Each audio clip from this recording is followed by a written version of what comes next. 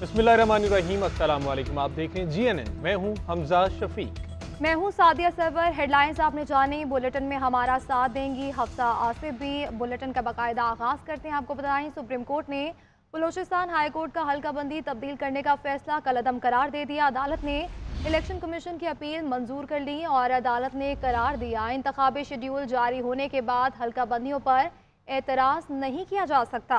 कायम मकाम chief justice सरदार तारिक मसूद ने रिमार्क्स दिए कि मुझे समझ नहीं आती सारे क्यों चाहते हैं कि इलेक्शन लंबा हो, इंतखाबात होने दें।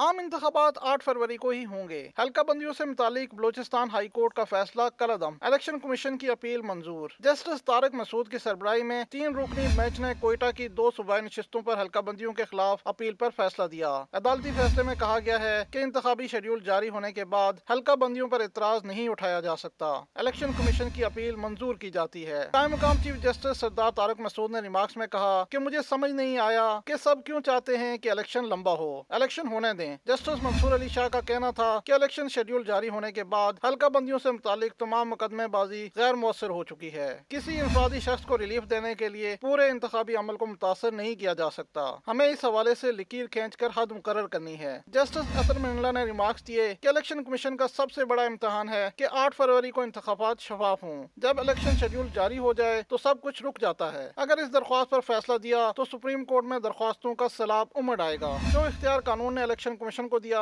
उसे हाई कोर्ट कैसे इस्तेमाल कर सकती है। बलूचिस्तान हाई कोर्ट ने बलूचिस्तान की 2 सूबाई नशिस्तों पर शिरानी और जोब में इलेक्शन कमीशन की हल्का बंदियां तब्दील कर दी थी। अदालत उज़्मा ने फैसले के खिलाफ इलेक्शन कमीशन ऑफ पाकिस्तान की अपील मंजूर कर ली है। अभी आपको बताएं कि इलेक्शन कमीशन में PTI इंट्रा पार्टी इंतखाबात केस की समाअत जारी है। तहरीक इंसाफ के वकील अली जफर के इंट्रा पार्टी इंतखाबात के खिलाफ दायर दरख्वास्तें मुस्तरद करने की इस्तदा की गई है। बैरिस्टर अली जफर ने मौक़िफ़ इख्तियार किया, इलेक्शन कमीशन का अपना फैसला है, जो मेंबर नहीं वो वोट नहीं दे सकता। किसी को सियासी जमात में रहने का शौक है तो सिविल अदालत चला जाए। इंतखाबी निशान ना देने के संगीन नताइज हैं। मेंबर KP ने कहा कि जब हम मुतमईन होंगे तभी सर्टिफिकेट जारी कर सकते हैं। मेंबर कमीशन ने इस्तफसार किया कि आपके फॉर्म्स कहाँ हैं, कहाँ से मिल रहे थे। अली जफर ने बताया फॉर्म्स पार्टी ऑफिस से मिल रहे थे, बड़े ही खूबसूरत और 5 रंगों के थे। मेंबर से निसार दुरानी ने मुस्कुराते हुए जवाब दिया, इनको तो एक रंग का भी नहीं मिला। अली जफर बोले, हम वाहिद जमात हैं जिसका सब रिकॉर्ड ऑनलाइन है। चीफ इलेक्शन कमिश्नर ने लुकमा दिया कि अब तो जल्द से भी ऑनलाइन हो रहे हैं। कमरा अदालत में कह गूंज उठे। उधर बानी चेयरमैन PTI और बुशरा बीबी के खिलाफ गैर शरई निकाह केस, बुशरा बीबी की हाजिरी से इस्तिस्ना की दरख्वास्त दायर। वकील ने मौके से इख्तियार किया कि मौकला बीमार हैं, आइंदा समाअत पर पेश हो जाएंगी। अदालत ने मेडिकल लगाने की हिदायत कर दी। वकील ने इस्तदा की कि लाहौर से आना होता है, तारीख लंबी दे दें। अदालत ने रिमार्क्स दिए, कुछ अरसे तक इस्लामाबाद में किराए पर घर ले लें। दरख्वास्त गुजार के वकील की जेल ट्रायल की इस्तदा। जज ने रिमार्क्स दिए, जेल से बानी चेयरमैन PTI के हवाले से रिपोर्ट आ जाए तो देख लेते हैं। वकील ने कहा, जो रिपोर्ट आनी है वो आपको भी मालूम है और हमें भी।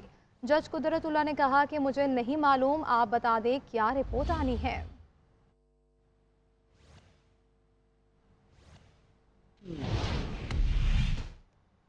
आगे बढ़ते हुए आपको बताएं कि करप्शन केस में साबिक विफाकी वजीर फवाद चौधरी की जमानत मंजूर। एंटी करप्शन अदालत रावलपिंडी ने 2 लाख रुपए के मुचलकों के एवज फवाद चौधरी की जमानत मंजूर कर ली। फवाद चौधरी पर 35 लाख रुपए करप्शन का मुकदमा दर्ज है। मकामी अदालत ने फवाद चौधरी को जुडिशल रिमांड पर अडयाला जेल भेजा था।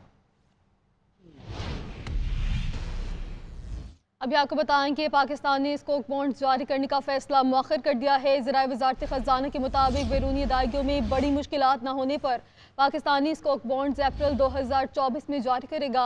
आलमी दर्जा बंदी बेहतर होने से पाकिस्तान कम शरह सूद पर बॉन्ड्स जारी कर सकता है।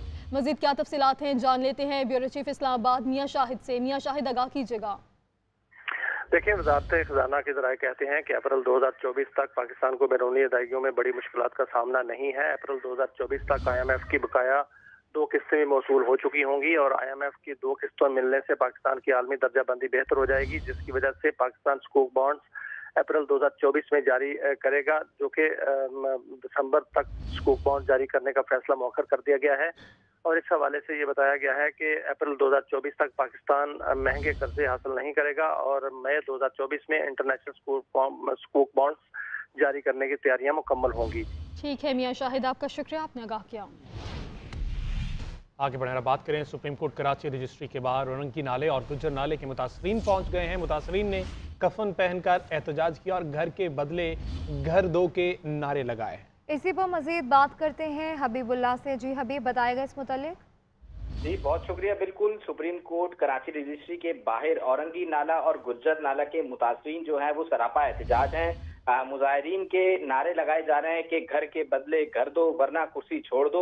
तहम मुजाहिरीन ने एहतजाज में कफन भी साथ पहन रखा है, जबकि कहा जा रहा है मुतासरीन की जानिब से कि सिंध हुकूमत ने 2 साल तक 15,000 रुपए माहाना किराया देने का वादा किया गया था, जिसमें से 2 चेक उन्हें दिए गए। ठीक है हबीब, बहुत शुक्रिया तफसीलन आगाह करने के लिए।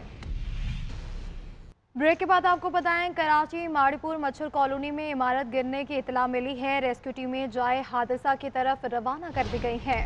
कराची माड़ीपुर मच्छर कॉलोनी में इमारत गिरने की ये इतला है और रेस्क्यू टीमें जाए हादसा की तरफ रवाना कर दी गई हैं। ये खबर है कराची माड़ीपुर मच्छर कॉलोनी से। तफसीलात जान लेते अपने नुमाइंदे साकिब आलम से। जी साकिब, आगाह कीजिए, ताज़ा तरीन क्या सूरत हाल है?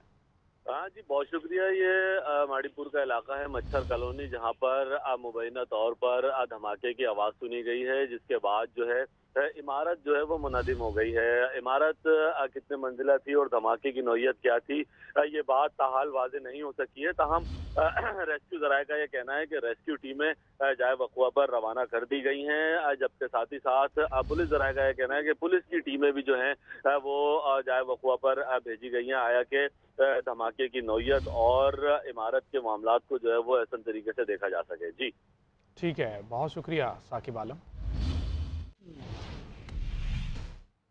बात करें कुछ मौसम के हवाले से। दिसंबर के तेवर बदले तो यकबस्ता हवाओं, बारिश और बर्फबारी से सर्दी में इजाफा हो गया। मुजफ्फराबाद समेत बलाई इलाकों में बर्फबारी से पहाड़ों ने चांदी की चादर ओढ़ ली है। बलाई खैबर पख्तूनख्वा और पंजाब के बाद शहरों में हल्की बारिश भी हुई है। महकमा मौसमियात के मुताबिक बुध को भी मौसम सर्द और खुश्क, जबकि मुल्क के बेशतर मैदानी इलाकों में धुंध का राज रहेगा।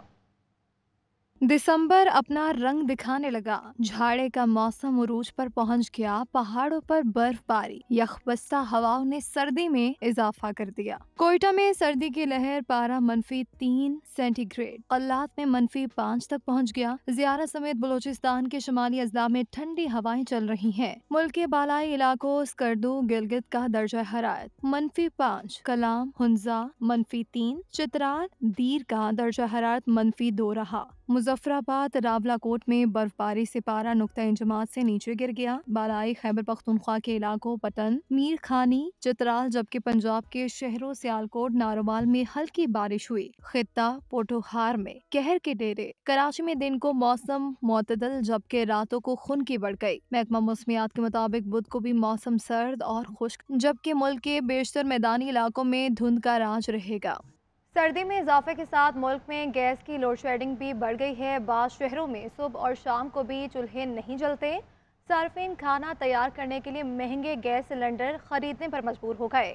पेशावर में 10 किलो का गैस सिलेंडर 4,000 रुपये तक जा पहुंचा। LPG की आसमान को छूती कीमतों पर शहरी बिलबिला उठे। कहते हैं हुक्मरान मुनासिब इक़दाम करें।